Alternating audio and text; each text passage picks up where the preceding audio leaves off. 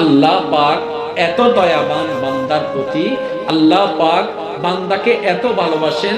আল্লাহ সামান্য সামান্য ছোট্ট কাজ করতে থাকে, বান্দা তুই কর, আমি আল্লাহকে খুশি করার জন্য কর। অল্প করে কর, অল্প করে কর, একটু করে কর, আমি আল্লাহর জন্য কর। এমন ভাবে কর যে কাজটা দেখে আমি রহমান খুশি হয়ে তোর সারা জীবনের কবিরা সগীরা গুনাহকেও মাফ করে দিতে পারে। আল্লাহ সর্বদা তাকায় থাকে বান্দাকে ক্ষমা করার জন্য। আল্লাহ সর্বদা তাকায় থাকে বান্দা কিছু একটা কর যে কাজটা দেখে আমি তোর সারা জীবনের গুনাহকে মাফ করে দিতে পারি। আপনি জানেন আল্লাহ পাক শুধু এই কারণে অনেক বান্দাকে মাফ করে দেয় যে বান্দাটার সামর্থ্য শক্তি সব আছে খারাপ কাজ করার, রুমে কেউ নাই, দেখার মতো কেউ নাই, পরিবেশ সবকিছু তার নিয়ন্ত্রণে, সে চাইলে খারাপ কাজটা করতে পারে। শুধু এই চিন্তা করে আমার আল্লাহ দেখছে, আমি করব না, আমি করব না, করব না। হাতকে নিয়ন্ত্রণ করে ফেললো, পাকে নিয়ন্ত্রণ করে ফেললো। মন যখন মানে না, মনকে নিয়ন্ত্রণ করার জন্য সে জায়গাটা ত্যাগ করে রুম থেকে বের হয়ে গেল। শুধু এই একটু কারণে আল্লাহ পাক তার সারা জীবনের কবিরা সগীরা গুনাহ মাফ করে। আপনার আল্লাহ আপনাকে মাফ করতে প্রস্তুত, আপনার আল্লাহ আপনাকে গ্রহণ করতে প্রস্তুত। আল্লাহ কি কোরআনে বলে নাই মা গাররাকা বিরাব্বিকাল কারীম, মা গাররাকা বিরাব্বিকাল কারীম।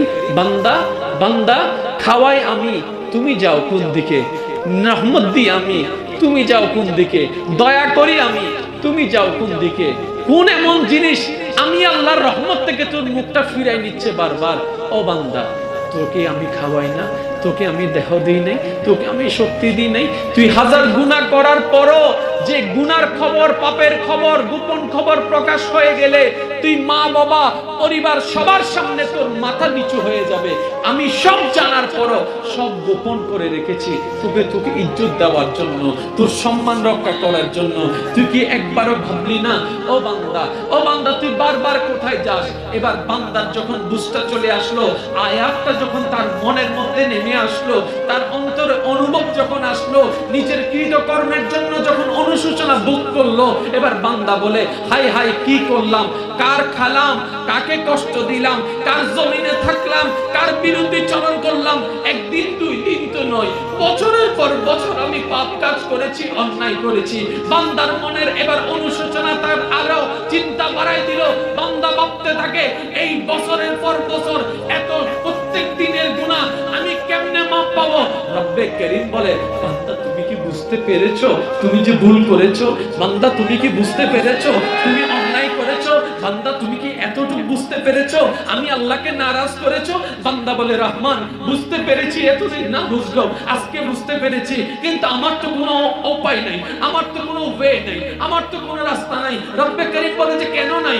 আল্লাহ বান্দা বলে আল্লাহ আমি তো একটা করলে না সরি বলতাম, দুইটা করলে না তওবা করলাম, তিনটা করলে না আমি মাফ চাইতাম। রব্বে কারীম আমি তো হাজার হাজার গুনাহ করেছি। রব্বে কারীম বলে লা তাকনাতু মির রাহমাতিল্লাহ, লা তাকনাতু মির রাহমাতিল্লাহ। আরে তুই আমি রহমানের বান্দা, তোর কেন এত চিন্তা থাকবে? নবীর মহব্বত অন্তরে রাখ, অনুশোচনা নিয়ে একবার শুধু বল আল্লাহ মাফ চাই তোমার দরবারে, তুমি রহমান আমাকে মাফ করে দাও। রব্বে কারীম বলে ইন্নাল্লাহ ইয়াগফিরুয যুনুবা জামিয়া। তুই গুনাহ করছস হাজারটা, মাফ চাইবি একবার, ওই একটা মাফে আমি তোর সারা জীবনের কবিরা সগীরা গুনাহকে মাফ করে দিতে রাজি আছি।